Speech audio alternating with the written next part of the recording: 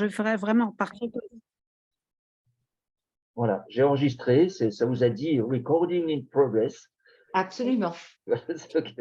Alors, il faut que je clique sur j'ai compris ou pas? Oui, tu cliques sur j'ai compris. C'est D'accord. ton acceptation que ton image soit enregistrée. Ah ben oui, mais moi je ne veux pas cliquer sur j'ai compris, là, il veut pas. Ah si, le voilà mon petit curseur que j'avais perdu. J'ai compris. Voilà. Ah. Ça y est, j'ai compris. Bon, donc on va s'épargner le tour de table habituel, hein. Voilà. Voilà. On est tout présenté. Voilà. Bon, bah alors, du coup, je fais comme si je faisais je Bah, fais comme si. tu fais ta communication, D'accord. d'accord, l'interculturalité, Donc, je vais vous regarder de temps en temps et puis je vais lire en même temps. Donc, voilà. D'accord. illusion, malentendu. Merci. Voilà. Donc, Merci. il m'a semblé intéressant dans le cadre de ce séminaire de faire le lien entre les illusions, le malentendu et l'interculturalité, qui, je rappelle, est le principal objet de préoccupation de regard.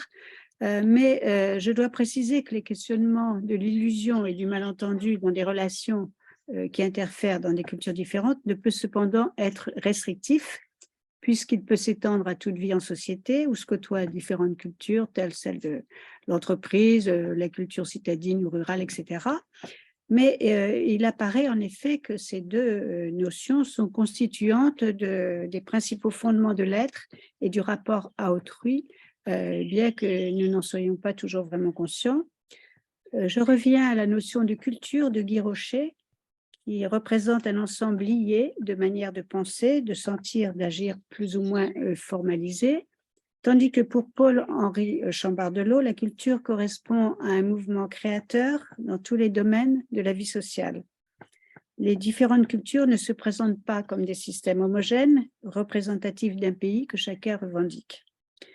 Le terme interculturel apparaît problématique, car le inter entre deux cultures constitue une tendance à les distinguer séparément et à jouer sur les différences, alors que de la mondialisation, les cultures font toutes plus ou moins l'objet de métissage culturel. Martine Abdallah Pressel préfère adopter le terme de culturalité à celui de culture, car il indique un processus dynamique par lequel les individus agissent et font vivre les cultures. Elle écrit, je cite, « La culturalité renvoie à l'émergence d'une pensée complexe qui suit les chemins de traverse, les interstices, les diagonales de la communication et de la culture. » On peut ajouter que la complexité s'exprime également à l'intérieur d'une pluralité de pratiques et d'actions. Par ailleurs, la sémantique de la culture s'est enrichie d'autres préfixes multiculturels, transculturels, qui expriment un gradient renvoyant aux variations et à l'intensité des échanges entre les cultures. Alors, c'est au cours des vagues migratoires et dans les années 70 que le terme interculturel a pris naissance. Selon Béatrice Raffoni, l'interculturel devient une problématique avec la fin du colonialisme, les aléas des groupements culturels minoritaires et enfin la crise de civilisation de l'Occident.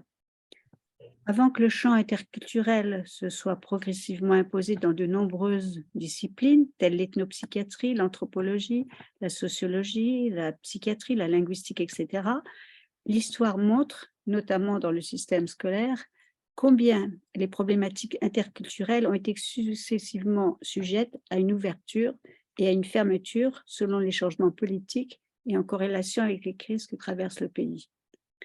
Si l'interculturalité communément est comprise comme un dialogue entre les cultures, expliquer l'interaction humaine à travers simplement la différenciation des cultures pose non seulement la question du déterminisme, mais aussi marque une fermeture à tout ce qui constitue l'être humain, telles les émotions, les désirs et le caractère complexe des situations. En mettant l'accent davantage sur un humanisme que sur la culture, Martine Abdallah Pressel, dans les années 70, écrit « Les connaissances culturelles ne permettent pas de mieux communiquer. Elles donnent tout au plus l'illusion de la maîtrise de l'autre par anticipation de son comportement et de ses réactions à partir de caractéristiques généralisantes attribuées d'autorité. » Si les connaissances culturelles procèdent d'une certaine illusion, dans la pratique, il convient également de se prémunir contre l'illusion trompeuse attribuant chaque action à la culture alors qu'elles ne représentent qu'une enveloppe de la façon de se comporter d'un individu et de simples indices au service de la découverte de l'altérité. On préférera donc une approche fondée sur la compréhension, la réciprocité et l'ouverture à l'autre. Maintenant, je vais avancer en dégageant les principales caractéristiques des illusions et du malentendu. Dans le langage commun, l'illusion se rapproche du rêve, de l'imaginaire, à travers les expressions « se bercer d'illusions »,« faire illusion ». Elle induit un principe de fausseté dans des domaines sensoriels, comme par exemple avoir l'illusion de fraîcheur, ou encore une croyance erronée, une tromperie affective. Et comme l'a développé Freud à travers les doctrines religieuses, l'illusion relève du désir sans lien avec la réalité, un désir inconscient individuel sur lequel se greffe un inconscient collectif axé, dans le cadre de la religion, sur le futur prometteur d'une vie au-delà de la mort. On retrouve cet inconscient collectif, par exemple, tout au long du 19e siècle, dans la croyance au progrès, ou encore de nos jours, dans la croyance en une société parfaite, sécurisée, qui est alors remise en question par la maladie ou la guerre. La délusion va donc de pair avec l'illusion lorsque le désir non exaucé donne lieu à des frustrations ou à des malentendus. Quant au malentendu, lui, il se traduit par une divergence d'interprétation entre deux ou plusieurs individus, vrai pour l'un, fausse pour l'autre, qui entraîne un désaccord. Il peut également correspondre à une méprise ou à une erreur. Tout comme l'illusion, il y a dissociation entre la situation réelle et sa représentation qu'en fait l'individu. Alors, ces deux notions ont en commun une dimension temporelle. Et d'abord, l'illusion renvoie à un passé imaginé ou bien un futur imaginaire, et cette forme d'imaginaire sans preuve d'un réel est dotée d'inaccessibilité. Quant au malentendu, il peut s'inscrire également dans différentes temporalités. Un temps court, suivant que le malentendu est rapidement dissipé et relève de la méprise, ou un temps long, pouvant s'étaler sur de nombreuses années, une vie entière ou transgénérationnelle. Ces deux notions peuvent par conséquence avoir des racines historiques si on évoque par exemple la période coloniale, qui, si elle s'est construite sur l'illusion d'une vision civilisatrice et dominatrice, a empêché une véritable écoute des besoins de la population. On peut également évoquer l'illusion universaliste si on pense à la Déclaration des droits de l'homme, qui se veut universelle, alors qu'elle répond surtout à une invention occidentale, en laissant insensibles d'autres pays à cette problématique. Alors, si on rentre encore plus dans le découpage du temps, notamment dans le cadre de la médiation, le malentendu s'inscrit dans une succession de moments asynchrones jusqu'une synchronie permette au protagoniste de sortir du conflit ou alors de mieux le gérer. Enfin, l'illusion comme le malentendu peuvent relever d'une vision du monde partagée par un ou plusieurs individus. Antoinette Chauvenet illustre le malentendu partagé quand elle donne l'exemple de l'élève, du professeur qui demande à ses élèves de lever le doigt en cas d'incompréhension. Aucun élève se manifestant, il croit que tous ont compris, alors que les élèves craignent de se distinguer et ont surtout le désir de se fondre dans la masse. Donc, le malentendu partagé ont pour conséquence de produire une mise en conformité d'action qui se manifeste par l'occultation et le silence. Nous avons à l'heure actuelle de bons exemples avec les questions de harcèlement dans les organisations où chacun est au courant, mais personne ne révèle les faits. Donc, ces cas sémantiques qui ont été posés, j'en viens maintenant au lien entre l'illusion, le malentendu et les relations interculturelles que je vais développer autour de 4 points. Celui de la communication, celui des représentations, la place des institutions et enfin autour de la prévention et du traitement des malentendus. Tout d'abord, le malentendu interculturel se trouve au cœur de la communication. La langue représente un premier point à partir duquel se trouvent confrontés les individus de cultures différentes, chacune ayant sa propre organisation et sa façon de s'exprimer. La méconnaissance de la langue, une fausse interprétation de gestes ou d'actions d'un individu constituent les principaux facteurs de malentendu. Dans une analyse portant sur les dialogues entre hispanophones d'Amérique latine et français, Christine de Heredia écrit « Le malentendu serait une illusion de compréhension, temporaire ou permanente s'il n'est pas levé, entre deux, ou le cas échéant, plusieurs interlocuteurs. Cette illusion de compréhension s'inscrit dans une communication asymétrique entre étrangers et natifs, d'autant plus que le pouvoir reste toujours du côté du pays d'accueil. En effet, selon Marianne Kilani-Schoch, le locuteur natif s'arroge un certain nombre de droits, comme l'inculcation de normes de politesse, la priorité de la langue, etc., et possède un pouvoir symbolique qui est détenu par la majorité. L'illusion universaliste occupe une place importante dans l'échange culturel avec une tendance à considérer que les manières de faire ou d'être sont communes à tous. Ce que l'on attend des uns est contredit par des codes différents qui engendrent à court et moyen terme des conséquences plus ou moins négatives. Ainsi, certains Japonais hésitent à prendre la parole de culture hiérarchique à la différence des Européens de culture démocratique. De même, Xiaoming Meng donne l'exemple pour les Français montre que pour les Français, le remerciement joue un rôle positif de reconnaissance, c'est un acte de langage réactif, alors qu'en Chine, il est utilisé plus rarement et à l'occasion d'une grande faveur accordée. Cependant, si la connaissance permet de saisir ces différences culturelles, elles peuvent créer des stéréotypes qui limitent l'apprentissage de la langue. On ne doit les considérer que comme des repères instables face à la diversité de comportements humains. Alors cependant, on ne peut pas considérer dans la communication interculturelle que le côté négatif des malentendus, car ils peuvent être constructifs dans la mesure où ils permettent de maintenir l'échange et de le gérer temporairement, jusqu'à ce que progressivement, le doute qui subsiste sur la compréhension soit levé. La crainte de perdre la face, il nous est tous arrivé de la crainte de perdre la face, de froisser son interlocuteur en le faisant répéter, ou encore de paraître incompétent en langue étrangère, mais cela permet d'une certaine manière d'entretenir des liens de sociabilité et de provoquer de nouveaux questionnements. Dans mon point 2, j'arrive au point 2, qui est le rôle des représentations sociales, culturelles ou idéologiques. Donc, ces représentations sont constituées de stéréotypes, de préjugés, de jugements qui entraînent une reconstruction simplifiée de la réalité. Ils désignent la norme comportementale d'un groupe, les codes et traditions étrangères. Ces a priori relèvent de systèmes de croyances plus ou moins intériorisés et donc difficiles à conscientiser. Certains stéréotypes ont la vie longue. Si on évoque l'exemple bien connu du Liabon Banania, qui a été initié en 1915 et disparu seulement avec le concours de l'AMRAP en 2011, jugé comme raciste. On pourrait dire que le malentendu se situe entre l'entre-deux de traits culturels toujours en transformation et de stéréotypes, statiques, tenaces, qui donnent lieu à des illusions, à partir desquelles les individus interprètent la réalité de manière erronée.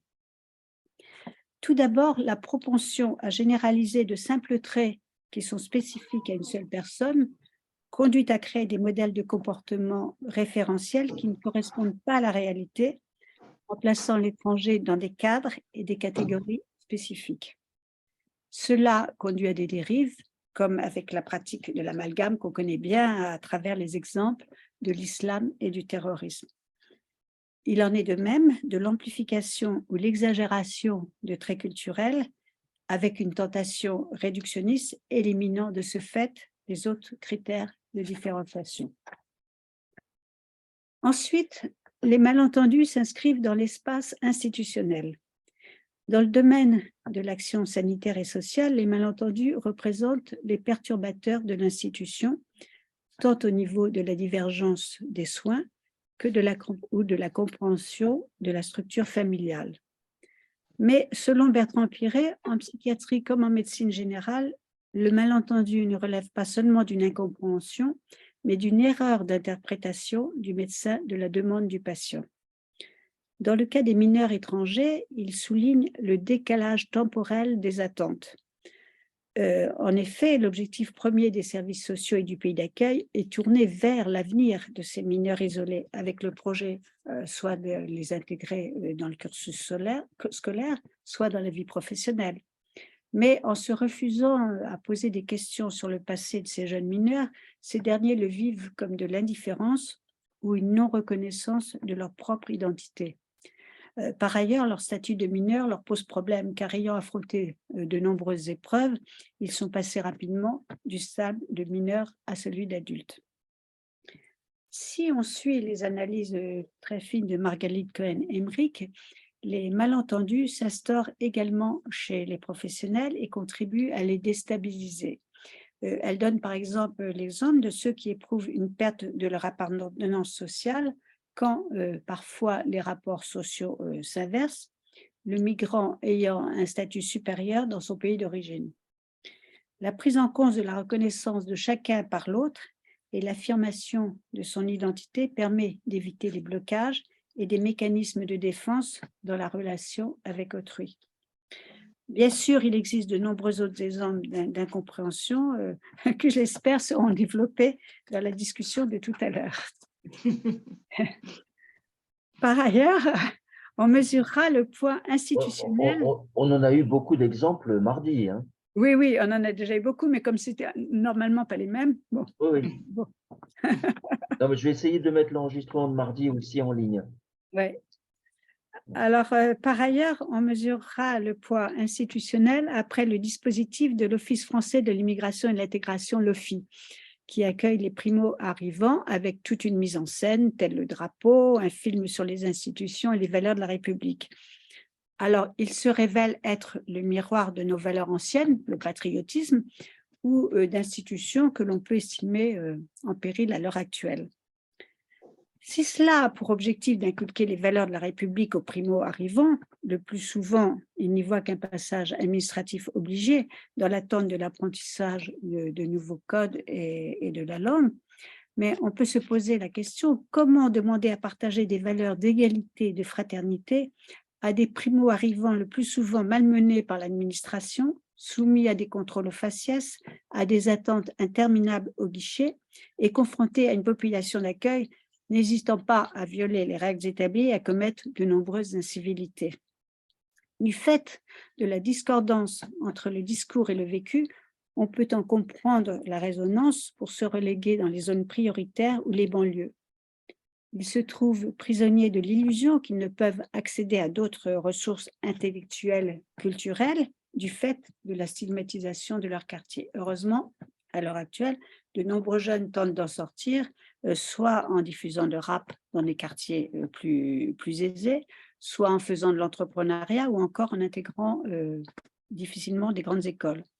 Donc, on sous-estime donc que les catégories référentielles utilisées pour justifier les choix de l'ordre social et politique produisent des effets retours, car au nom de l'unicité, elles cachent la pluralité des identités culturelles. Concernant la problématique des populations maghrébines ou d'Afrique, de nombreux travaux que tout le monde, je pense que beaucoup de personnes connaissent, ont souligné que la projection d'un avenir meilleur, d'un plus dans l'enrichissement et dans l'ascenseur social au départ du pays du migrant, s'imprime également dans l'imaginaire des familles qui sont restées au pays, exigeant pour certains une obligation de redistribution. Alors cette double nébuleuse illusionniste qui se crée de part et d'autre du pays d'accueil et du pays d'origine produit des désillusions, l'effet de la réverbération de la modernité du progrès n'ayant pas toujours fonctionné. Mon dernier point est également, comme les autres, loin d'être exhaustif, puisqu'il ne va relever que quelques expériences de prévention et de traitement des malentendus interculturels.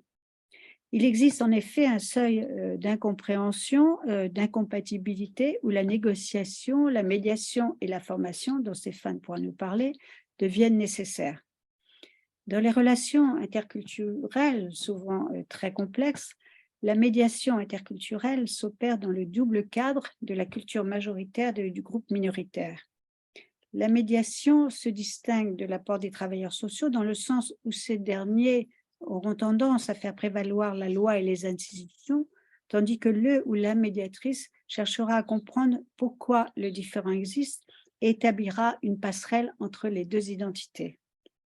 La médiation interculturelle joue un rôle régulateur en restaurant la communication et le lien social. Elle se trouve face au processus d'acculturation, c'est-à-dire l'adoption d'une culture étrangère, tout en gardant les repères d'origine, de la culture d'origine. Mais cette acculturation ne concerne pas seulement les populations installées en France, mais également celles du pays d'accueil, car les influences ne jouent pas seulement d'un seul côté. Initiée dans les années 80, 1980, la médiation sociale et interculturelle s'est constituée de savoirs professionnels avec des intervenants pluriels, tels des juristes, des psychologues, des psychiatres, etc., ou alors de savoirs qui sont fondés sur l'expérience.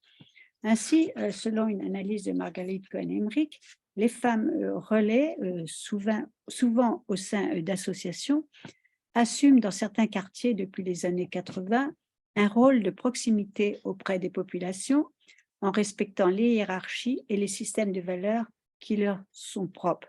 Il y a ici, on pourrait dire, croisement entre une logique d'intégration et une logique de communication. Alors, elles font le tampon entre les institutions et les individus en s'appuyant sur leurs savoirs sociaux, d'autant plus qu'elles ont déjà la connaissance des dissonances qu'elles ont ressenties dans le pays d'accueil.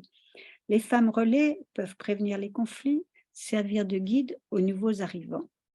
Alors, ces médiatrices se trouvent dans l'entre-deux ou dans l'interstice, si je reprends le mot cher à Stéphane, de la culture d'origine et du pays d'accueil. Cet espace interstitiel est d'autant plus important qu'il n'appartient pas au domaine juridique, mais au domaine social.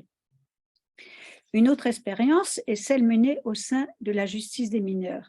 Cette forme de justice a pour caractéristique de maintenir une relation interpersonnelle, un dialogue avec les enfants, qui ne soit pas fondé sur un mode répressif, mais éducatif. L'intermédiation culturelle a été initiée en 1996 par le juge Bruel et par Étienne Leroy dans le cadre du laboratoire d'anthropologie de Paris 1, avec la collaboration de Stéphane et la mienne. L'objectif était que les doctorants africains formés à l'anthropologie et à la médiation, maîtrisant les principales langues véhiculaires, facilitent les relations entre le juge et les familles. Considéré comme le bras armé du juge, il lui apporte des éléments d'éclaircissement sur la culture des familles et explique aux familles le système législatif et ce qu'en attend le juge. En cas de blocage, du fait de la méconnaissance du juge de certaines réalités culturelles et des familles de la loi, cette double compréhension permet de préciser des éléments culturels, comme par exemple l'autorité du père dans la culture bantoue, qui, selon une intermédiatrice, lui échappe au profit de celle du clan maternel ou de l'oncle maternel. En France, d'autres incompréhensions intrafamiliales ne portent pas seulement sur les conflits de valeurs, mais aussi sur la remise en question de l'identité parentale face à l'imposition d'une autorité institutionnelle, comme par exemple dans le cas de placement d'enfants. Pour faire suite au documentaire que Stéphane nous a transmis sur un tribunal coutumier de Brazzaville traitant uniquement de la sorcellerie, Tu as pu le voir? Tu as pu le voir Ah, finalement? T'as pu oui, le j'ai voir? pu le voir quand même. J'ai réussi à le D'accord. voir. Ça a été un peu compliqué, mais j'ai réussi à le voir. Très bien. Alors là, je vais vous rapporter le cas d'un enfant sorcier dans le cadre de la justice des mineurs.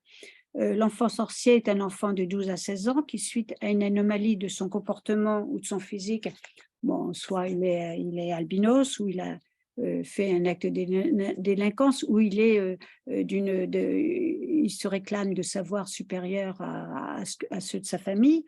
Il est rejeté donc par sa famille, auquel on lui attribue un pouvoir maléfique ou bénéfique.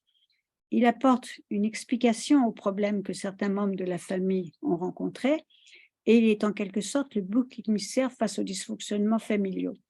Jackie Batimela affirme que les familles africaines en Afrique reproduisent la même problématique, en France, reproduisent la même problématique d'exclusion qu'en Afrique.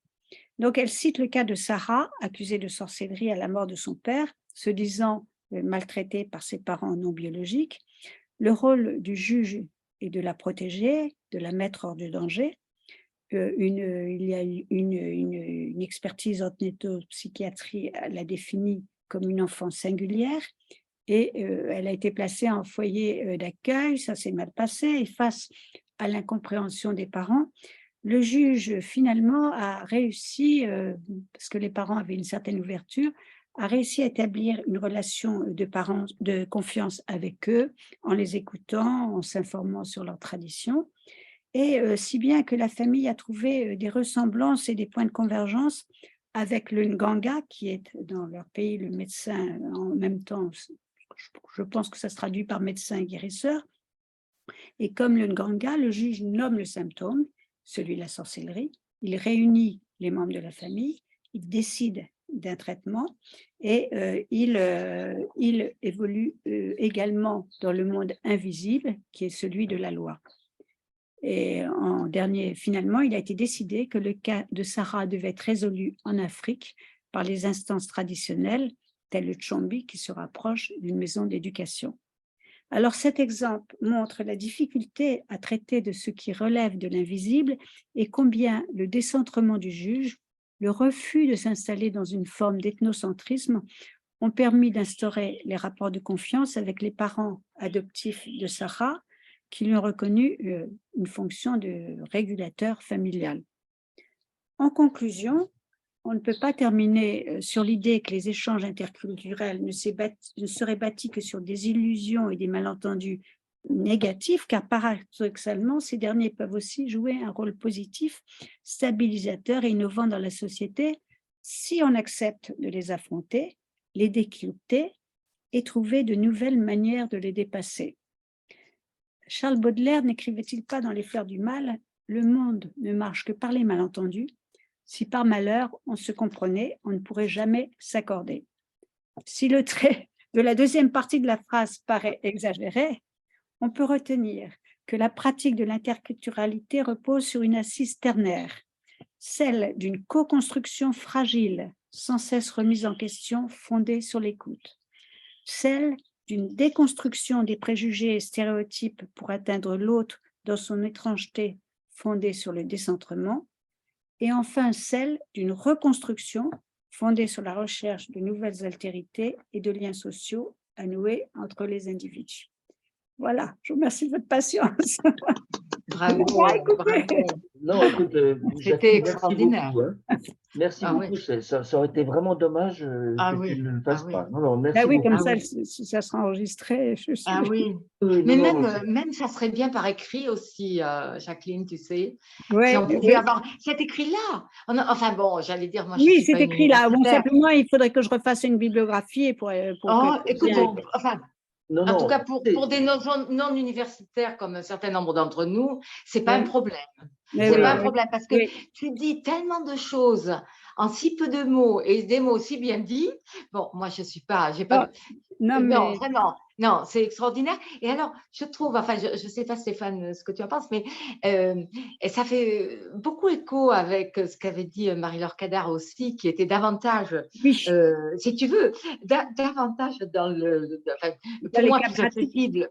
Voilà. Oui, oui. Mais là, Mais c'est on vrai que comprend plein quand de elle a. choses. Mm, On comprend plein de choses. Non, non, c'est passionnant, passionnant. Oui, oui, non, Mais c'est tout à fait. l'écrit tel quel, il est très bien aussi. Enfin, pour des gens comme nous, hein, pas pour mm. des Bah oui, universitaires. non, mais c'est vrai que c'est très complémentaire de ce que quand j'ai entendu aussi Marie-Laure, je me suis dit, mais bon, parce que je me dis, bon, peut-être que je suis pas, il faut que je. Bon, c'était toujours intéressant de se recadrer toujours par rapport aux autres et je trouvais que c'était assez complémentaire, enfin, que ça se. Tout à fait. Ah, c'est magnifiquement complémentaire, hein. Mm, Ah oui, mm. Et comme le dit Françoise, je pense, si tu veux, que Regard, c'est pas une revue scientifique à enfin, comité de lecture. Donc, oui, ton texte mériterait tout à fait de figurer tel quel dans le dossier qu'on a sur Internet voilà. et qui, je le sais, est consulté régulièrement. Eh oui, oui, oui. C'est-à-dire, Oui, bah, ça sert de référence sur les questions Mm, interculturelles. mm, Mm, Parce que je mm. reçois des coups de fil en disant ah ben on a vu votre site, est-ce que oui. voilà, c'est des choses qui pourraient vous intéresser. Donc non Mm, non non, je pense que ça c'est quelque chose, pas de travail de bibliographie, Oui, Ouais, bah, je remettrai simplement les Oui, quelques sources. Et puis voilà. voilà, oui, voilà, oui, non, c'est oui, très oui, vraiment. intéressant. Alors, Oui, j'ai eu, pendant que tu parlais, deux messages. Nicole Oui, Arnaudon qui est en train d'avoir un hommage à Jacques Pain, qui était le grand patron du service d'éducation du département sciences de l'éducation de Nanterre, donc qui oui, est aujourd'hui, donc elle ne peut pas se connecter. Et puis Dominique Terre, qui devrait se connecter d'un instant à l'autre. Et donc voilà, oui, donc voilà, c'est pour dire que nous ne oui, sommes pas tout seuls. oui. Nous ne sommes pas tout seuls. Bon, Voilà. peut-être qu'on verra, oui. Non, non, nous ne sommes pas tout seuls. Et moi, je trouve que effectivement, alors tu as vraiment tout à fait brossé le tableau de l'interculturalité tel qu'on le vit depuis une trentaine d'années, Mm. voilà, au travers mhm, de la justice des mineurs, mais au travers de la santé aussi. Et ce que j'aime bien, bah, évidemment, ta conclusion, hein, oui, co-construction, Oui, déconstruction, oui, reconstruction. On est en oui, plein dans le mm, pragmatisme qui oui, voilà, brille oui. comme un regard. C'est-à-dire que Mm, il mm. faut avoir un recul théorique, mais aussi il faut outiller les professionnels de première ligne. Moi, c'est Bah oui, vraiment tout à ça mon fait. objectif, hein. Oui, oui, bien sûr. On a quand même beaucoup de travaux un petit peu théoriques, mais concrètement, ce qu'on a vu sur le terrain des tribunaux pour enfants, ce qu'on voit sur le terrain de l'hôpital, Mm. c'est des gens qui souffrent et des Bien sûr, professionnels qui bien souffrent. sûr. mhm, Oui, mhm, oui, oui, non, mais je pense que les deux sont toujours, sont jamais inconciliables. C'est toujours intéressant de justement d'avoir une distanciation théorique et puis la pratique. Absolument, mhm, absolument. mhm, Alors, mhm. juste moi, ce que je rajouterais, c'est Oui, que pour moi, l'illusion est nécessaire. Elle est absolument indispensable, l'illusion. C'est la oui, et oui, croyance dans les utopies. C'est la oui, croyance oui, dans les utopies. Parce oui, que on est, si on s'illusionne pas, comme dit Baudelaire, ben, on s'entendra jamais. oui, oui. Et lui, il parle des malentendus, hein, il ne parle pas Oui, oui. d'illusion. Non, non, mais je veux dire, Mais bon, mais c'est sûr que l'illusion, c'est constituant de l'être. On est obligé d'être dans l'illusion. Sinon, oui, comme tu dis, la vie, elle serait pas, c'est pas possible. elle serait pas possible. Mais bon, si l'illusion, les malentendus, bon, Mais il faut on les les contrôler. vit, mais on n'en parle pas, quoi, en fait. Voilà, non, mais tout à fait. Mais là-dessus, Ouais, je pense que ta démonstration, elle est absolument parfaite. ouais.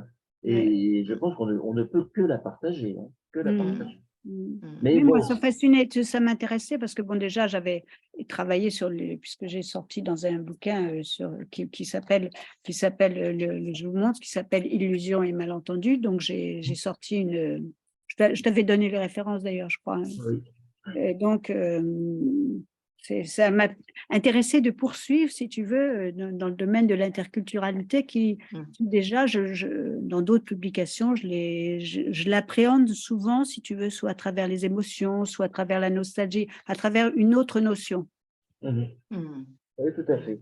Et alors, bon, le point, un des points absolument essentiels, à mon avis, qu'il faudra mettre dans la conclusion aussi, mais tu as dit en début, c'est le piège de l'illusion de la maîtrise de l'autre.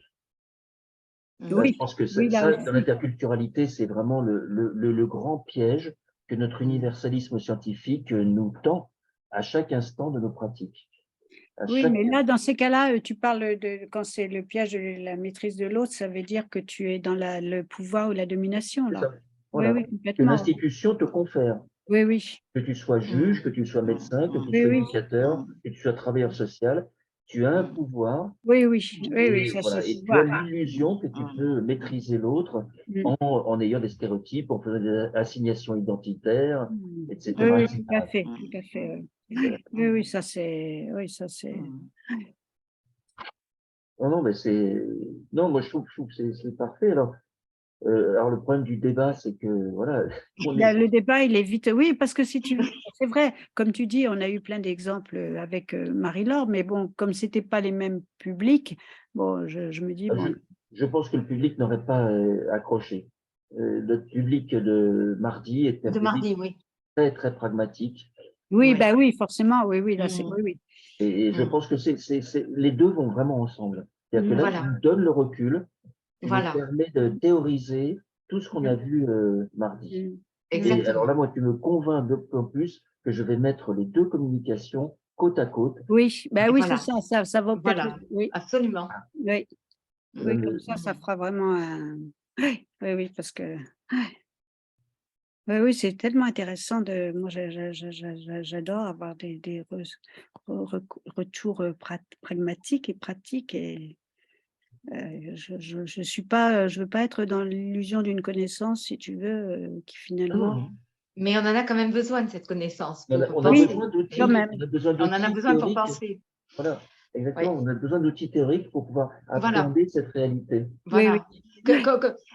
Que dans la pratique, moi en tant que médecin de PMI, que dans la pratique je sentais bien, bon, et puis j'avais été quand même formée aussi par Stéphane, le Centre international de l'enfance, etc. Oui, Et dans oui, ma pratique de médecin de PMI, 10e, 19e, je sentais tout ça.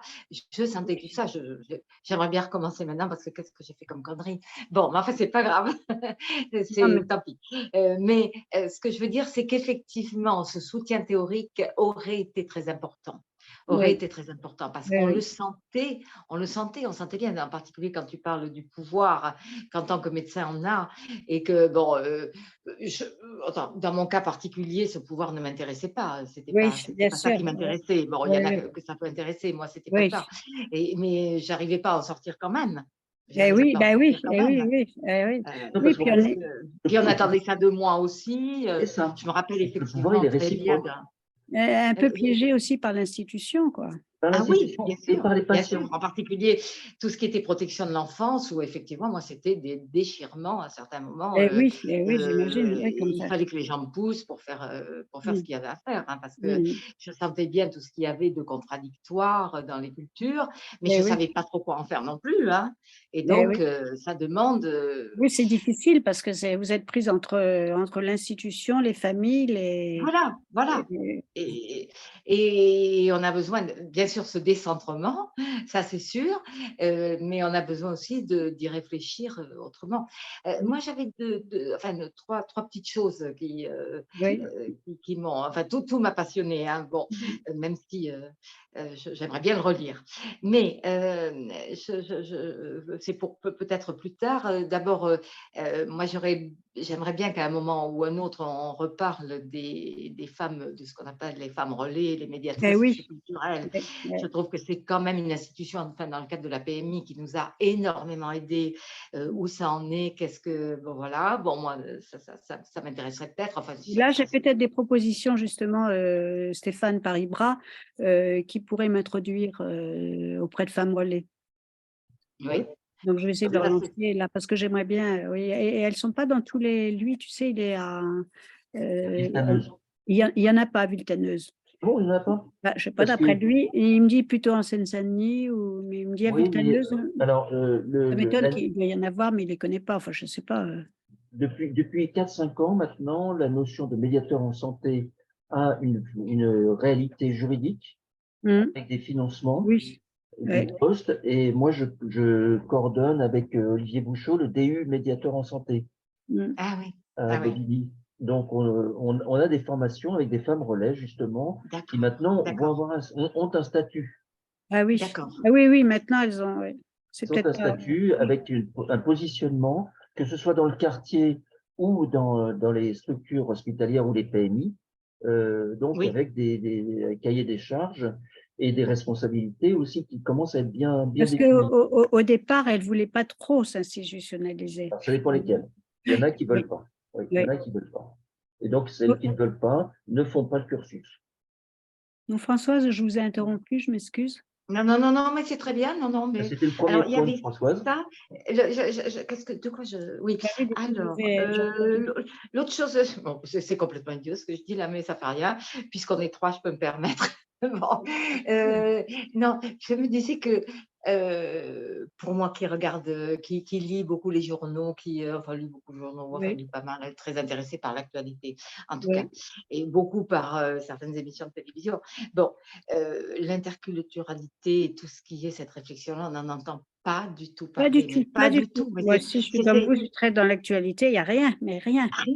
Et là, Mmh. par exemple, pour ces fameux migrants qui sont arrivés, et là, vous avez vu que ils étaient 26 jeunes, enfin considérés comme jeunes, qui ont été mis dans un hôtel sous le Ah sous oui, la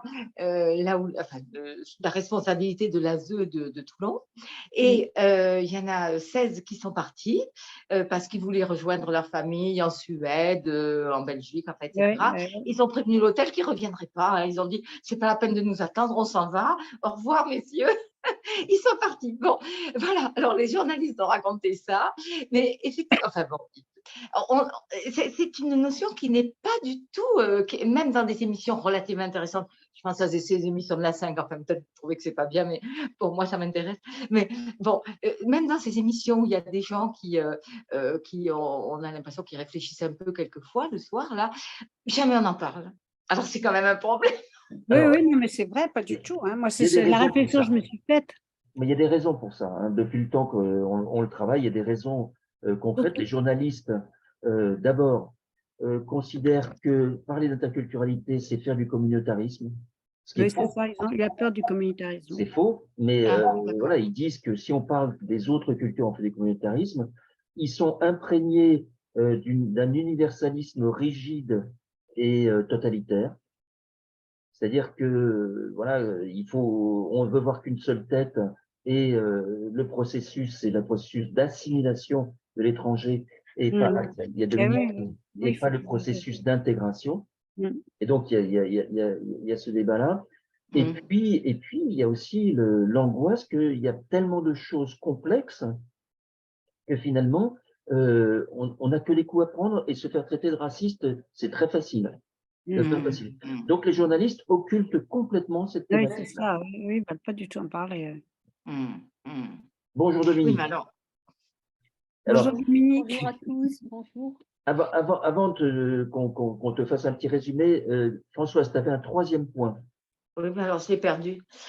Oh là là là là, je l'ai perdu. Oui, non, non, mais ça c'est pour une réunion ultérieure, peut-être de regard, puisque vous connaissez très très bien, mais reparler peut-être de la justice des mineurs, puisque de toute façon c'est aussi votre spécialité.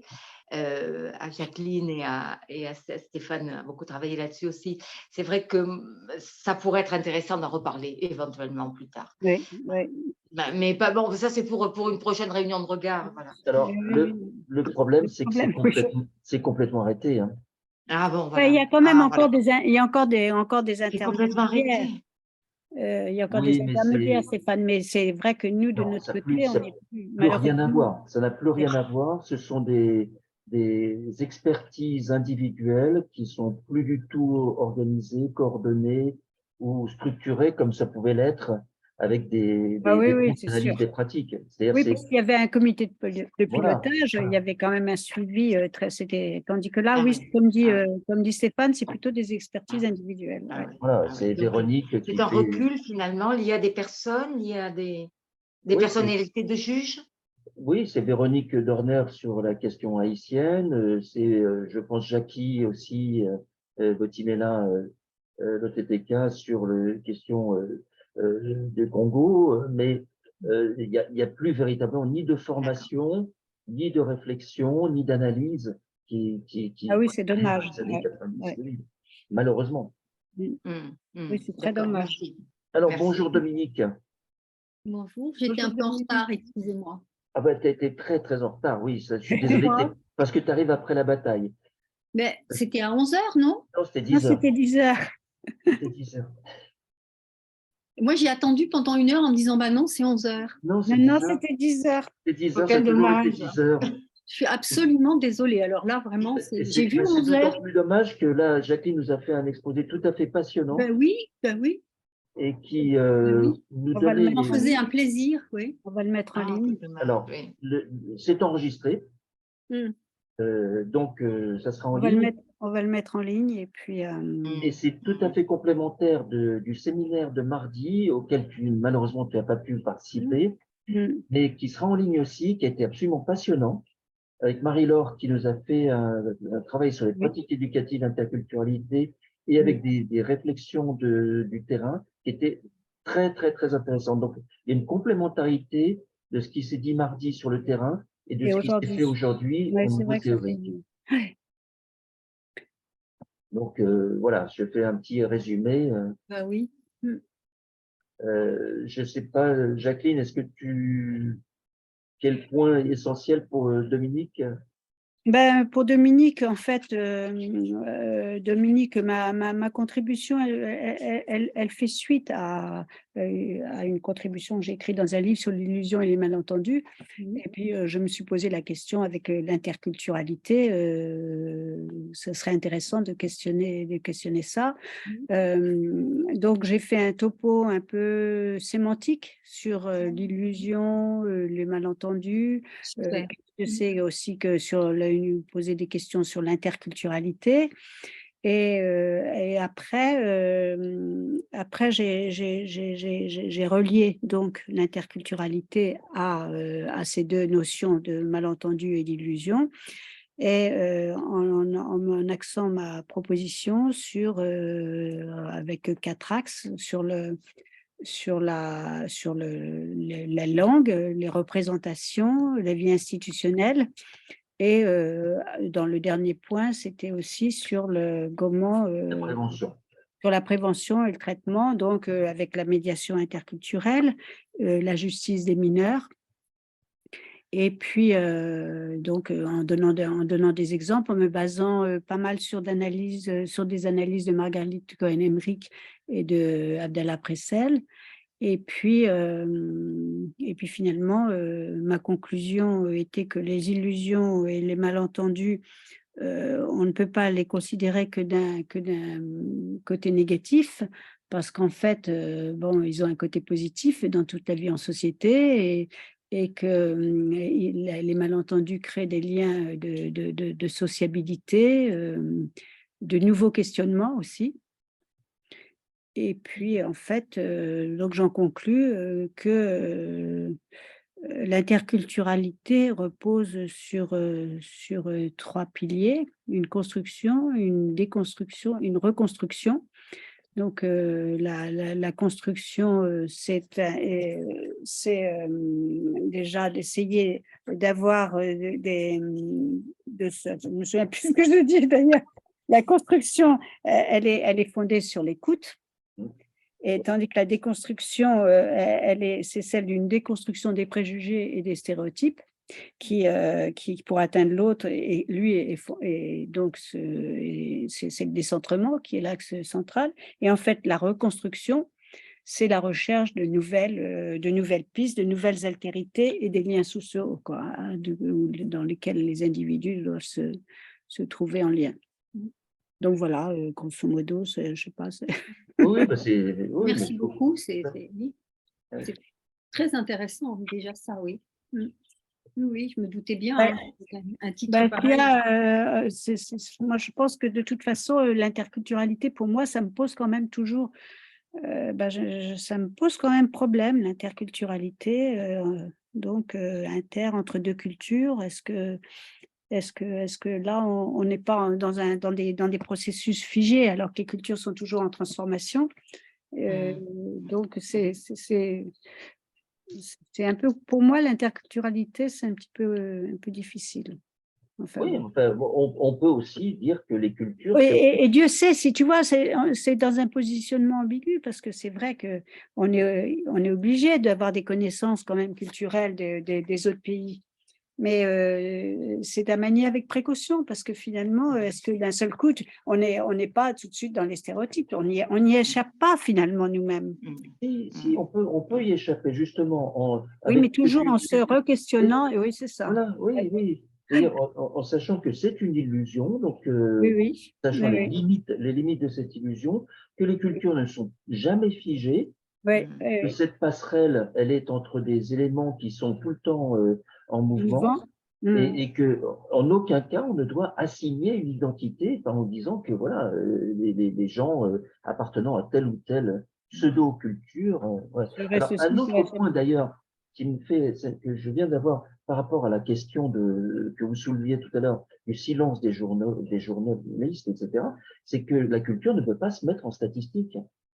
Oui, déjà. Impossible. C'est impossible de mettre une culture en statistique. Tu peux mettre des nationalités en statistique, Oui, tu peux mais mettre bien sûr. des actes, mais une culture, tu ne peux pas le mettre en statistique. Donc, dans le monde que nous vivons aujourd'hui, qui est un monde mathématique, numérisée, ça ne peut pas exister. Ça n'existe pas. Oui, oui, oui, Le oui. plus fort du terme. Parce que les outils dont nous disposons pour communiquer la réalité ne peuvent pas appréhender cette réalité mouvante, flexible, qui ne peut pas se réduire à des cases statistiques. D'ailleurs, la culture, elle est indéfinissable. En fait, il y a Oui, plein de personnes qui ont essayé de le définir. Enfin bon, il y a je ne sais pas combien de définitions de la culture, mais c'est vrai que voilà, c'est les gens qui font la culture, qui la font vivre. Donc, voilà, moi, quand je travaille avec les professionnels, je leur dis, on entend définition pragmatique qui n'est pas académique, on entend par culture la façon d'être au monde et d'entrer en relation avec lui. oui. Voilà, comment on est au monde et comment on entre en relation avec lui. Ça n'a rien d'académique, on ne pourra pas en faire une thèse, mais au moins, ça donne aux gens l'idée que cette façon d'être au monde, elle est singulière. Elle ne peut Oui, pas se oui. mettre en statistique. Oui, oui, oui, oui, oui, oui. Alors, ce que ça m'évoque là, je vais peut-être être complètement à côté de la plaque, hein, mais il se trouve qu'avec la mort de, alors je ne sais pas ce que vous en pensez, avec la mort de Bruno Latour, j'ai été attirée à m'intéresser à Descola. Et voilà, et donc, et au livre de Nastasia Martin. Je ne sais pas si Ah oui, j'ai entendu. Poire aux fauves, Oui. et à l'Est des rêves. Et avant, elle avait fait un livre dont j'ai oublié le nom, mais qui a rapport aux âmes, enfin quelque chose comme ça. Et alors, j'ai trouvé très intéressant parce que c'est une ethnologue, enfin, ou une ethnographe, et qu'elle a passé des années en Alaska, pour commencer, et puis après, elle a passé des années au Kamtchatka, et elle avait l'hypothèse que, parce qu'elle a rencontré donc des Wishin du côté de l'Alaska et puis des Éden du côté du, je deviens savante, hein, du côté du Kamtchatka, parce qu'elle avait l'hypothèse que bon, ça a l'air très loin comme ça, la Russie, l'Alaska, mais pas du tout, parce que comme c'est autour du détroit de Bering, c'est quasiment, c'est la suite, quoi.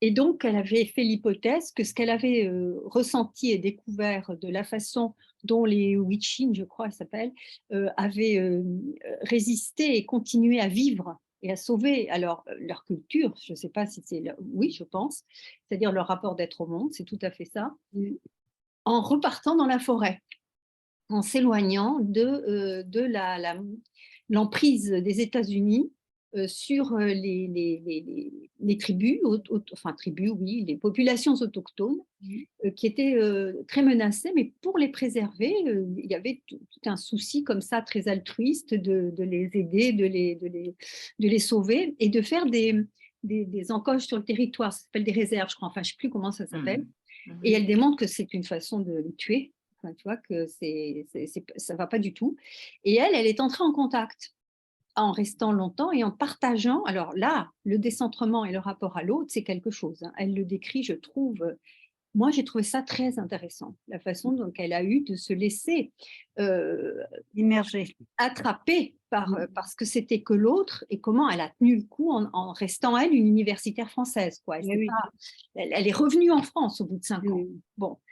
Et elle a fait la même chose du côté du Kamtchatka en disant que probablement, c'était l'hypothèse de sa thèse, il y avait la même façon de se défendre par rapport aux Kolkhozes, enfin aux Russes, de l'autre côté. Et elle a trouvé effectivement une tribu, je ne sais pas si elle appelle ça tribu, mais moi je l'appelle tribu, donc un groupe ethnique, celui des ours, et qui a la même réponse pour se préserver, se sauver de ce qu'elle appelle le colonialisme des USA d'un côté et de l'URSS de l'autre, par cette colcoisation d'un côté et par la territorialisation de l'autre, en essayant aux USA de les faire entrer dans les décisions sur les politiques extractivistes, tu sais. Donc, et eux, ils sont absolument opposés à ça, et ils ont une façon de considérer la nature et les animaux comme des très proches d'eux. Enfin, ils ne se différencient pas tellement justement des animaux bon, c'est pour ça que le premier s'appelle les âmes, je fais un truc autour des âmes. Et de l'autre côté, ils ont une façon de vivre, de chasser, enfin, c'est une cueillette, de chasser, c'est pas des éleveurs du tout, hein. Et ils sont repartis dans les forêts glacées du Kamtchatka, et elle raconte ce voyage qu'elle a fait elle-même. Et dans le Kamtchatka, c'est difficile à prononcer, je trouve. Elle a rencontré un ours, tu vois, et elle s'est faite attaquer par un ours. Alors, je ne sais pas si c'est une métaphore ou si c'est vrai, mais ce qu'elle raconte de ce rapport, de cette rencontre avec cet animal sauvage, et je trouve tout à fait remarquable. Mais c'est donc dans les Cévennes où elle les a suivis dans la forêt. Elle s'est éloignée de ce qui Oui, était ouais. folklorisé, quoi. Elle s'est éloignée du folklore, et j'ai trouvé ça passionnant. Je ne sais pas ce que vous en pensez, mais par rapport à l'illusion et s'ouvrir à l'autre, etc. On entend, hein, la façon de parler les choses aussi. C'est pas les mêmes mots, enfin voilà. Alors, bon, c'est vrai que ça se rapproche du chaman. Enfin, il y a quelque chose de l'ordre de la chamanisation que je ne connais pas du tout, moi. Alors là, je sais très peu de choses là-dessus. Mais il y a eu Marcel Mauss, je crois, j'ai lu 2-3 trucs, mais c'était sur le don surtout. Donc voilà, je ne sais pas si vous connaissez. Moi, oui, je crois que j'ai lu une critique, ça me dit quelque chose, mais j'ai pas lu le livre. Mais quand vous parlez du décentrement, et c'est vrai que, enfin, beaucoup d'ethnologues le disent, dont mon mari, dont Étienne, Oui, ça m'a rappelé. qui disait combien il faut se décentrer, mais c'est pas pour ça parce que le décentrement pourrait être une projection aussi dans l'autre, dans l'autre trop. Donc le décentrement, il marque quand même une distance que vous gardez, vous restez dans votre culture, mais vous êtes à l'écoute d'une autre culture, et vraiment vous l'incorporez, vous l'absorbez, voilà, Oui. voilà. Mais donc ça, c'est une première remarque, et je trouve que tout ce travail d'ethnologie, évidemment, est formidable quand on reste bien dans ces cadres qu'on s'est définis. Et Oui, elle y est restée, elle, puisqu'elle est revenue en France, là. oui, Hein. oui, oui. Et Oui, parce que vous en avez beaucoup qui finalement, moi j'en ai oui. pas mal en Afrique, si vous voulez, c'est tout, ils adoptent complètement la culture, ils s'habillent en Là, c'est pas boubou, ça. enfin ils font, bon, j'ai rien contre, mais à mon avis, c'est perdre un enrichissement que vous avez des deux cultures. C'est insuffisant. Remarquez, nous, c'est ce qu'on fait, hein, on absorbe les autres dans notre culture, c'est ça qui est dramatique finalement. L'intégration, il y a quand même, on essaye, il faut absolument que les autres nous ressemblent. Tu trouves pas, Stéphane? C'est oui et non. Hein. Quand même, Non, quand même, au bout d'un moment, si tu, Non, mais attends, je Jacqueline, attends. force le trait peut-être, mais Non, tu ne vas pas tomber dans le wokisme. Non, mais le principal plat maintenant mangé par les Français, c'est le couscous. Donc, c'est mutuel, c'est réciproque. Oui, voilà, il y a une réciprocité. Oui, Il faut ça, que c'est ce sûr. soit réciproque. Oui, Ouais, oui, de ouais. toute façon, il y a une réciprocité, mais je ne suis pas sûre que ce soit une réciprocité vraiment. Après, il y a d'autres Il choses. y a des éléments de réciprocité, mais une Oui, mais il y a réciprocité d'autres égale choses, par ailleurs. Jacqueline, aussi, sur lesquelles on n'est pas forcément, on n'a pas forcément envie de transiger. L'excision, Oui, d'accord. Oui, oui, mais les ça, droits c'est des des. femmes. Je veux dire, il y a quand même une société qui se fonde sur un certain nombre de principes acquis depuis un certain nombre de temps. Et c'est pas parce qu'il y a des gens qui viennent qui pensent différemment que la société doit forcément se modifier sur ces Oui, mais éléments. alors, tu vois, quand même, tu te poses des questions. Pourquoi est-ce qu'avec les autres pays européens, tu vas apprendre la langue? Tu vas dans un pays, tu dis, bon, il faut que je connaisse quand même les éléments rudimentaires de la langue. Bon, si tu vas en Afrique, tu vas pas essayer de savoir comment on dit bonjour et au revoir déjà, Bien tu sûr vois, que par si. exemple. Bien sûr que si. Les Bien sûr jeunes que si. générations aussi. Doumela, comment, alors là, Doumela, Malek, Sorilé, etc. Moi, je parlais de cette soie-là, non? Bien Oui, sûr que oui, si. oui. Bien sûr que si. Non, non, attends. Je pense que là, c'est pour ça, Dominique, moi, je voulais t'interpeller parce que Oui, sur ton passage par Descola, oui. euh, moi, J'ignorais tout de lui il y a 2 mois. moi, Descola, il commence à me sortir par les oreilles parce que Oui. c'est l'idole de l'école des hautes études et Ah oui. Ah ben oui. qui ne jure que par Descola, sauf que Descola, alors là, lui, du coup, c'est un totalitaire. Il classifie les gens les naturalismes, etc. Nous, on est, je ne sais plus comment il nous appelle, enfin bref, il a catégorisé les populations dans 4 groupes, et il fait un tableau, il dit voilà, nous on est là et eux ils sont là, Oui, d'accord. on ne peut pas se communiquer. Par-delà la nature et la culture, moi, cette catégorisation, justement, c'est Bah oui, c'est pas bon, oui, non, ça c'est sûr. précisément ce contre quoi il faut lutter, parce que on rentre dans les stéréotypes, on rentre dans Bah oui, et dans les conflits. Il y a des conflits. Et oui, je suis d'accord avec toi, Stéphane, hein. Moi, je ne parle pas tant d'Escola que de Voilà, c'est son pour ça. élève, qui était élève. Enfin, tu vois, ils se sont décentrés. Déjà, Descola, et Bruno Latour, enfin, c'était. Bruno Latour, je le connaissais un peu mieux, mais ils se sont décentrés par rapport à Lévi. Enfin, ils reprennent plutôt quelque chose de l'ordre de Lévi-Strauss et ils sont, tu vois, héritiers, ils la situent à l'extérieur de leur pensée, tu vois, quand même. Moi, je suis assez proche ça de ce que revient justement à une réflexion qu'on avait avant que tu arrives sur les journalistes. Les journalistes, en ce moment, ils sont tous autour de Descola. Ben, bien sûr. Parce que justement, il est catégorisé, il permet d'opposer le blanc, le noir, le jaune, le vert, etc. Oui, Et je suis donc, dans un d'accord avec système toi. binaire qui est facile à exposer en 1 minute 30 de flash. Et donc, Descola, c'est le seul dont on parle actuellement. Là, on comprend qu'ils séduisent les journalistes, hein, finalement, parce qu'eux, avec leur pitch, finalement, c'est très pratique de catégoriser. Exactement. Exactement. Alors, Pardon, oui. vas-y. Dès qu'il y a du papier mâché à absorber la pensée, c'est évidemment, ça a du succès. Mais ça ne nous étonne pas, on le sait. Enfin, moi, j'ai aucune illusion, là, du coup, dans cette catégorie de personnes qui sont des journalistes affidés, si je puis dire. Il y en a qui ne le sont pas, mais ceux qui le sont, c'est même... Enfin, on ne les entend pas, les autres. Pardon. On n'entend pas ceux qui ne doivent pas être affidés, alors. Ça. Oui, voilà. On ne les entend pas. Sauf dans les… Alors, je ne sais pas ce que vous pensez des médias alternatifs, des médias mainstream. Moi, je suis abonnée à plusieurs comme ça, ce qui fait que voilà, ça me prend un temps fou, mais bon, ça m'épuise, mais c'est nécessaire, je pense, que de l'élève de Descola, c'est-à-dire Nastasia Martin, cette jeune femme.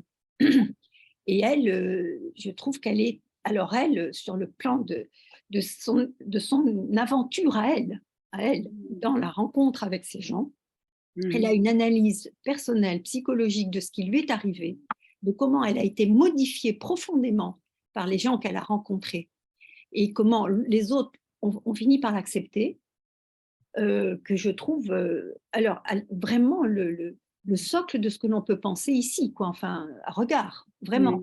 Et alors, ça me rappelle tellement la position de l'analyste par rapport à son patient, qui doit se laisser,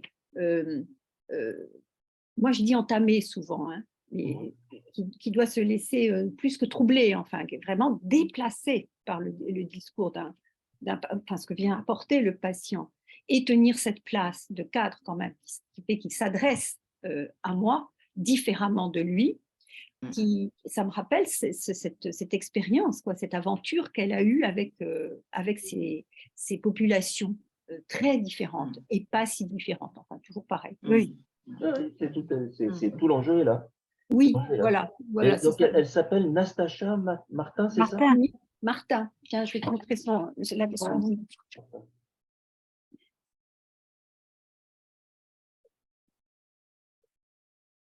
C'est Martin ou Martin? Ben justement, c'est ça. Voilà.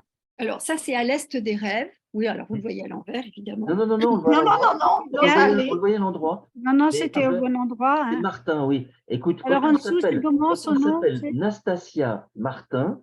Oui, Nastasia. Non, il y a deux choses. Il y a deux choses. Martin, c'est le nom le plus fréquent en français. Et Nastasia, c'est peut-être un prénom qui n'existe qu'un seul exemplaire. C'est pas mal, hein?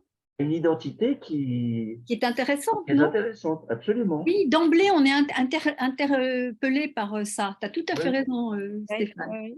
Et ça s'appelle Réponse Even aux crises systémiques. D'accord.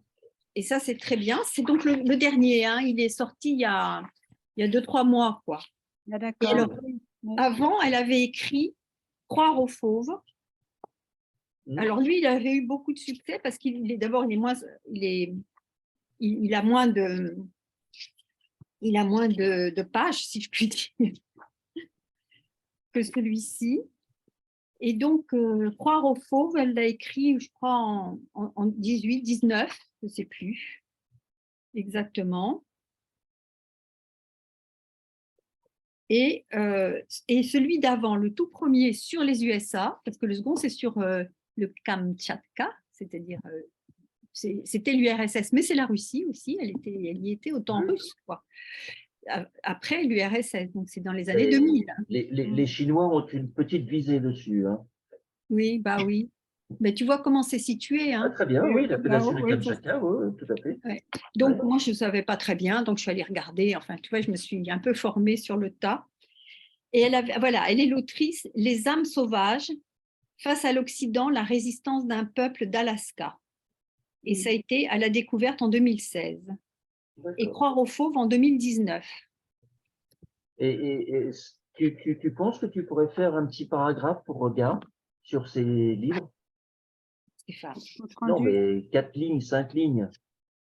Écoute, je vais voir, hein, je vais essayer. Et l'autre, c'est 2022, celui-ci là, Oui, c'est ça, à oui, à l'est. l'est des rêves. Ouais, très bien. Bon, voilà. Écoute, oui, enfin, je peux essayer. Je ne sais pas si j'y arriverai, tu sais, parce que. Mais pas long, hein, pas long. Non, non. Je vais essayer d'y penser, d'accord. Ce que je vous ai dit là. Oui, un petit résumé serait Oui, bien. c'est ça. Oui. Oui, Bon, d'accord. de toute façon, ton intervention sera en ligne. Ah oui, d'accord. C'est vrai On que est c'est enregistré. enregistré. J'ai été prévue. Mhm. Oui. Ouais, bah oui, bah donc voilà. Donc c'est fait, j'ai transmis quelque chose. Voilà. Mais voilà. Écoute, c'est très bien. Moi je pense que là, malheureusement, c'est dommage que tu n'étais pas là, Dominique, au tout Oui, début. mais je t'assure que j'ai vu un truc où c'était 11 heures. D'ailleurs, j'ai rejoint le. C'était pas celle de Non, c'était Marie-Laure qui était à 11 Marie-Laure. heures. Non, c'était à 9h30. Oui, Voilà. non, c'était 9h30, oui. C'était Je ne 9h30. comprends pas ce que c'est 11 heures. Enfin bon. C'est le 11 du novembre, le 19-11. Écoute, vraiment, je pensais que c'était 10 heures. Je me suis levée pour être prête à 10 heures. J'avais tout bien fait. C'est dommage que tu ralent, n'aies pas tenté. Tu aurais pu J'ai cherché essayer. le lien Oui. et puis je l'ai trouvé. Là, j'ai vu, ah, mais c'est 11 heures. Ah Voilà, non, non, non, c'est non. malin. Oui, j'aurais dû tenter. Tu aurais Et dû quand je t'ai tenter. écrit tout à Comme l'heure, Françoise. Françoise, elle a tenté. Là, moi, je m'étais branché à 9h30 et Françoise a Oui, tenté tout de à suite. 9h30, tu étais effectivement branchée, mais dis moi, je donc, n'étais pas j'aurais prête. dû. Et oui, parce qu'à 9h30, j'y étais hein, aussi. Ouais, c'est oui, vraiment c'est dommage. dommage. C'est Ah oui, je dommage. suis désolée. En plus, vraiment, l'histoire de l'illusion, Et des malentendu, malentendus. je trouve que c'est tellement au centre aussi de Oui, ma oui. pratique Bah d'analyste. oui, bah oui. Bah, écoute, ce Et du soir, mot ça et du sera en ligne. langage. Voilà. Ce soir, ça sera en ligne sur la chaîne YouTube de Regard. Ah, ben alors je vais aller. Je t'écouterai, Voilà. Tu Jacqueline. Hein. l'écouteras. C'est pour ça que je te dis ça. Oui, Et oui, de c'est même bien. que je vais mettre aussi en ligne l'intervention de Marie-Laure de mardi. Ah oui, ah ben merci. Bah Bon, oui, Ça, ça sera bien. Comme ça, comme elles sont complémentaires, ce elles sera. sont tout à fait complémentaires. mais je suis carrément paresseuse, je vais plutôt écouter que lire. Bah oui, mais bon. Hein. Chers amis, Bon, on va bah, clore. écoute, bah oui, je pense, Ah à oui. moins que. Non, bah écoute, je pense que c'est pas mal de Moi, clore. il y a plein de pistes aussi pour les prochains samedis. Moi, je pense que là, un des débats qu'on a à peine esquissé, c'est quelle est la part de culture et des droits et de l'organisation sociale. Ah oui, oui, Ça, oui. c'est Ouais. voilà, une organisation sociale et culture. Alors ça renvoie à tous les débats plus ou moins nauséabonds sur le voile, sur l'excision, sur le voilà, Oui, voilà, jusqu'où, qu'est-ce qu'on fait, comment on le fait, comment on le gère. oui, c'est ça le Et oui. problème. Jusqu'où? Et il y a un autre sujet là qui se met à s'imposer de façon absolument, enfin invraisemblable pour moi. Hein, qui pose des questions du même ordre. Tu disais nauséabond là, mais là c'est même plus nauséabond, c'est que je ne suis même plus déroutée ou scandalisée sur les histoires du genre, du transgenre. Alors je suis tombée sur une émission de Mediapart il y a quelque temps où tu avais sur le plateau, comment elle s'appelle, la ministre de Hollande, comment elle s'appelle, qui est sénatrice là et qui est féministe, et que j'aime bien, une des rares que j'aime bien de l'ex-gouvernement de Hollande. Ah, c'est pas Marisol Touraine, mais c'est... Oh, non, Non, c'est pas du tout elle, bien sûr. C'est... oh, elle est plutôt bien. Ah, bon, Elle bref. était ministre de quoi? Oui. Eh ben, elle était féministe, donc elle était ministre de... De la femme alors, Oui, oui, des droits des femmes. oui. Puis là, il y avait un truc sur la santé, pas la santé, mais la solidarité, ou je ne sais pas quoi. Ah oui. Elle a fait passer la loi sur... elle a essayé de faire passer les lois sur un ministère commun pour l'enfance. Enfin, elle s'est beaucoup occupée de l'enfance. Parce que c'est Marisol Touraine qui vient faire Oui, barrage. parce qu'à un moment, elle avait tout, hein, Marisol Touraine. Oui, ça vient me faire barrage. C'était l'opposé de Marisol Oui, Touraine, oui, justement. Voilà. Et qui intervient beaucoup sur ces histoires-là. Et donc, il y avait elle, une sénatrice PS. Il y avait quelqu'un qui se présentait, enfin, qui ressemblait à un homme, même, sauf que si on regardait, cette personne n'avait pas le truc là, comment ça La s'appelle? pomme d'Adam. Oui, c'est ça, la La pomme pomme d'Adam. d'Adam. Tout ou à fait. l'opioïde. Oui, l'osioïde, c'est ça. Et donc, avec un visage assez fin, c'était un très joli homme, si je puis dire, les cheveux donc courts, ramassés comme ça, et qui a été enceint et qui a eu un enfant. Ah, d'accord. Et donc, son identité sur le livret de famille, c'est qu'il est le père de cet enfant. C'est un père avec utérus, donc. Il dit ça Donc, comme ça. c'était une femme, en fait. C'était une femme. Ah oui, Alors, oui, Mais qui oui. se sentait homme. oui, et qui est Une femme devenue qui se trans. sentait homme. Elle sait plus que son... Enfin, elle s'est faite transformer son corps, si je puis dire, Oui. sa voix. C'est une voix Oui, elle d'homme. avait plus de sein, quoi. Oui, oui, c'est ça. Et puis, elle avait toujours son devait- utérus. Elle a Elle gardé... était sous testostérone. Voilà, oui, c'est ça. Et elle a changé de voix. Et Hmm. c'était une très jolie personne fine, enfin comme ça. Donc voilà, c'était un homme. Moi, quand j'ai ouvert, ça avait déjà commencé. J'ai vu que ça, c'était un homme. Et puis j'ai vu deux femmes. Alors là, en revanche, il y avait l'osioïde des deux côtés, avec des cheveux comme ça, des voix très douces. Donc des transgenres, des militantes transgenres. Voilà, avec donc la discussion, c'était est-ce que la lutte des transgenres vient euh, comment embêter, enfin, vient s'opposer ou vient contrarier, disons, la lutte féministe, des féministes. D'où la discussion sur le plateau entre cet homme qui était donc père qu'il avait porté, et donc ils ne savent plus comment appeler ça. Et ils appellent, on ne dit plus des femmes ou des mères, on dit une personne ayant des menstrues, ayant des règles. Une personne, voilà, donc l'utérus ne fait plus le genre. Donc ce sont des personnes avec un utérus, enfin alors ils ne disent pas utérus, donc ils disent qu'il y a des règles. Voilà. Donc ils discutaient qu'ils ne voulaient pas se retrouver comme que les femmes ne pouvaient pas être des utérus sur pattes, comme disait oh là là, Florence ou Laurence. Oh là là, c'est chiant. Alors. Bon, enfin bref, cette femme, elle est très connue. Hein. C'est vraiment moi qui déconne, quoi. Ah non, parce que nous, ça ne nous Non, revient ben, pas. nous non plus, on n'arrive Oui, pas à... on est pareil alors. Oui. Tu n'es Ouais, pas c'est seule, vrai. tu n'es pas seule. Oui, je vais regarder sur Mediapart. Bon. Et alors, cette femme défendait le fait qu'elle était, comment elle appelle ça? Je vais vous dire. Bah oui, j'ai envoyé un mail et je l'ai expliqué à un de mes amis, donc je vais pouvoir vous dire. Voilà. Hop. C'est vrai que c'est assez compliqué parce qu'on se retrouve dans un... Ah bah c'est d'autant plus. On a eu, en début d'année, les séminaires de Créteil, justement, étaient sur ce thème-là. Ah Et oui, Laurence Rossignol. Laurence ah oui, Rossignol, oui. oui, d'accord. Et sur ce thème-là, mais sur la perspective de la transition à l'adolescence. Oui. Ah oui, Comment alors là, Voilà. ça, ouais. l'adolescence. Et ça, c'est Et ça, je Voilà. trouve que c'est hyper dangereux. hyper Donc dangereux. voilà. Absolument. Donc ces histoires de vécu, tu vois, de décalage par rapport à une identité, tu la retrouves dans ce genre de problème-là. C'est absolument invraisemblable parce que moi, j'ai beaucoup, beaucoup de mal à m'ouvrir à ce que ces personnes apportent ou portent. Enfin, c'est impressionnant.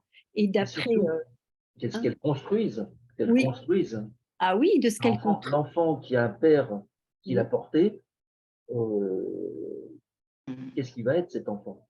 Oui, alors tu sais, on disait ça aussi des enfants adoptés par des couples homosexuels dans les années Oui, mais 80. enfin, c'était Ah, c'est pas clair, il l'avait pareil. pas porté. C'est C'est pas pas la C'est pareil. pas même pareil. chose. Non, c'est pas Pas pareil. pareil. En tout cas, Pareil. on s'y est fait. Enfin, moi, Oui, non, mais ça, non, je me sur scandalise plus l'homosexualité, quand pardon. j'entends Mais ça, voilà, moi, un j'étais enfant jeune. d'homosexuel. Bon. Oui, mais là, le papa qui porte, Mm. là, Et qui et s'appelle donc père. C'est le père. le père, et là, il n'y a pas de Il est mère alors. identifié comme le père. Mais il n'y a Donc pas il de n'a pas de mère. mère. Ben, la mère, c'est la compagne homosexuelle de cet homme. Oui, Ah, qui est une femme. Oui, mais qu'il n'a pas porté. non. Non. Ben, comme dans certains couples, ben, les couples d'homosexuels, tu sais, ça arrive, ça. Hein. Ça Mais Et arrive, mais il ils n'y ont a une homosexuelle pas mère de femme. biologique. Ils ont une mère biologique. Ils savent qu'elle existe, cette mère biologique, quelque part. Mm. Ben, Ben, là aussi. Ben, là là, aussi. Mais non, non, puisque c'est son père qui l'a porté.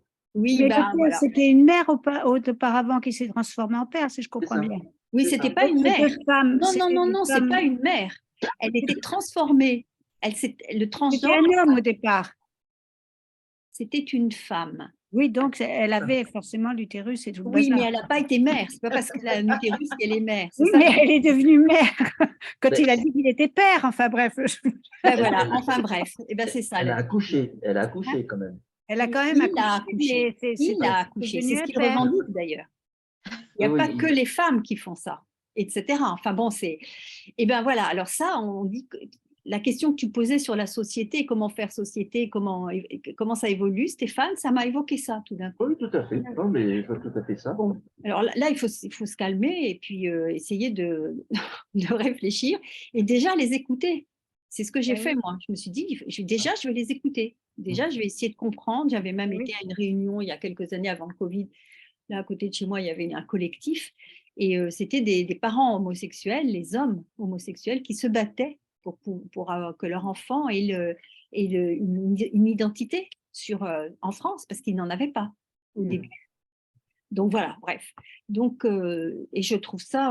Alors, une des pistes d'analyse qui m'intéresse, c'est que, tu vois, c'est la vieille question. Alors, bon, là, il posait comme tous les woke et tout ça, la question des luttes sociales, des luttes de classe n'existe plus pour eux.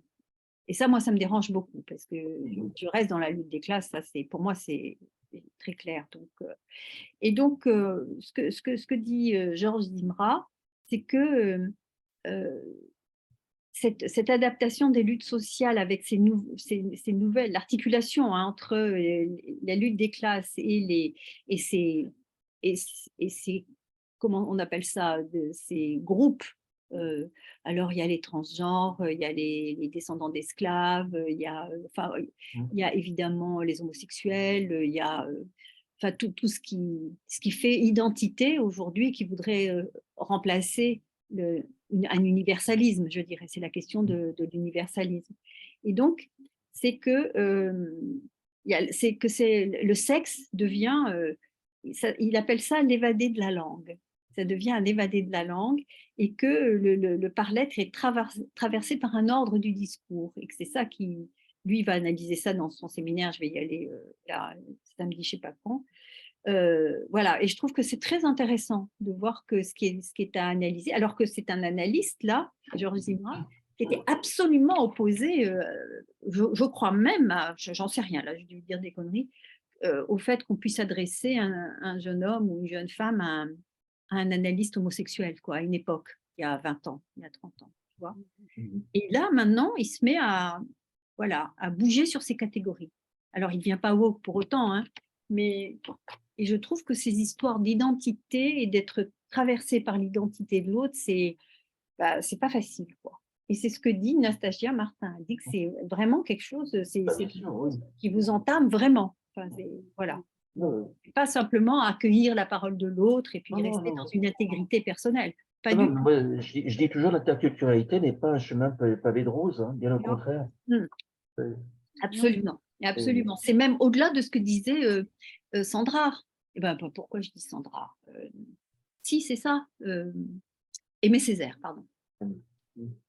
Tu vois, Aimé Césaire, et il parle de la créolisation. Hein. Chamoiseau, même, je crois qu'il a inventé le mot, mais bon. Il parle de créolisation. Mais là, si on veut vraiment étudier ce que c'est que la créolisation, il faut aller jusqu'à cette perte qu'on a nous-mêmes à rencontrer l'autre. Oui, tout à Parce fait. qu'on est changé Là, par il y a l'autre. une perte, oui, dans la créolisation. Voilà, eux, ils ont une perte et nous aussi. Et on gagne autre chose. Quoi. Ouais. Voilà.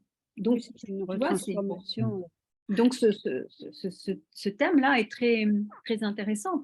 Voilà, ça m'évoque plusieurs choses. Quoi. Voilà, voilà. Oui, c'est sûr que c'est un thème Bon, qui est écoute, très sur ces bonnes interpellant. paroles, Eh bien oui. merci beaucoup. Hein. Bon, Et alors, c'est merci quand le prochain, Pascal. pardon? Vous l'avez dit quand c'est le Non, prochain? on n'a pas encore On fixé n'a le pas encore prochain. fixé, on Non, n'a pas encore fixé non plus D'accord. non. la thématique. En janvier, c'est ça? Non, ce serait plutôt en février-mars. D'accord, ok. Oui. Et vous voulez qu'on C'est fixe peut-être mieux aujourd'hui? mars parce que février, il y a pas mal de vacances scolaires D'accord. Alors, Oui, de différentes plutôt en zones. mars.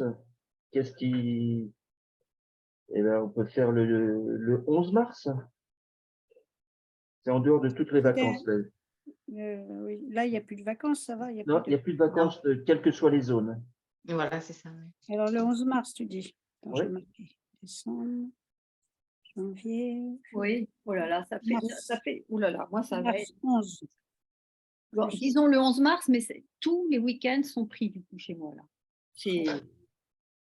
Et puis, on ne peut pas changer, on ne peut pas faire ça ou très tôt le matin ou très tard le soir. Non, c'est difficile. Non, c'est pas ça, c'est que ça fait une mobilisation ou 2 mobilisations par jour, tous les jours. Quoi. Je ne me repose plus du tout là. Alors, mais bon, oui, le 11 mars. Après, tout choix est un renoncement. Hein. Oui, c'est vrai. Non, c'est vrai, mais oui. Mais le 11 mars, c'est justement celui où je suis Où tu libre. auras à faire un renoncement. Oui. En venant écouter Alors, Regard. ce serait de quelle heure à quelle heure le 11 mars? Il y a toujours 10 heures. Toujours 10 heures. Aussi malin, mais pourquoi j'ai. Enfin, bon, Toujours 10 heures. très bien. Et alors, sur le thème, écoutez, Mais ça, on ne sait pas encore. non, vous réfléchissez. Ta part des cultures, l'organisation sociale et les cultures, c'était pas Oui. mal. Ça me paraît être. Ça vous. Il va falloir qu'on trouve un intervenant. Oui. Oui, écoutez, ok. Je vais essayer de rédiger un petit quelque chose et puis je vous l'envoie. Oui, Merci Un petit Stéphane. texte martyr. 11 mars, 10 heures. À 10 heures. Sur Zoom aussi, hein? Oui, on n'essaye pas de trouver une salle pour changer un Je peu. peux essayer, mais de toute façon, ça sera en hybride. Même si on trouve une salle. Oui, vaut mieux Voilà. pour moi que ce soit. Non, puis pour les gens qui sont en province, Léa, Oui. Nicole, Armaudon, là, et puis Monique aussi, Boutelot. Oui. Mais moi, je me demande si c'est pas si mal que ça en Zoom, hein, en fait. Oui.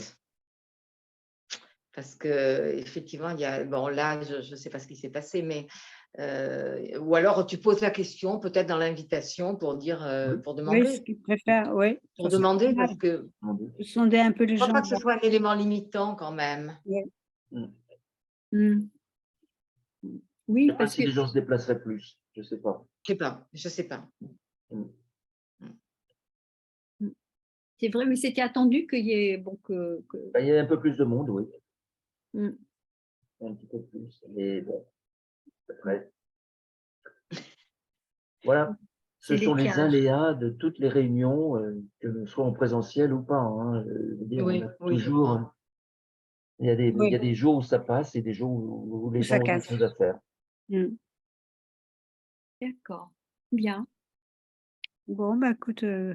Merci beaucoup, hein. Stéphane. Merci, Jacqueline. Merci. Merci, et puis Dominique. donc, dans l'après-midi, je vais essayer de mettre ça en ligne. Mais ça met un peu de Merci. temps, hein, ça met un peu de temps. Oui, Mhm, mhm. d'accord. Ok. Bon Moi, j'y week-end, ça avec intérêt. Au revoir à tout le monde alors. à Au bientôt. revoir et merci beaucoup. bientôt. Merci, Merci. Jacqueline. Bon À très week-end. bientôt. Merci. Bientôt. Au revoir. Au revoir.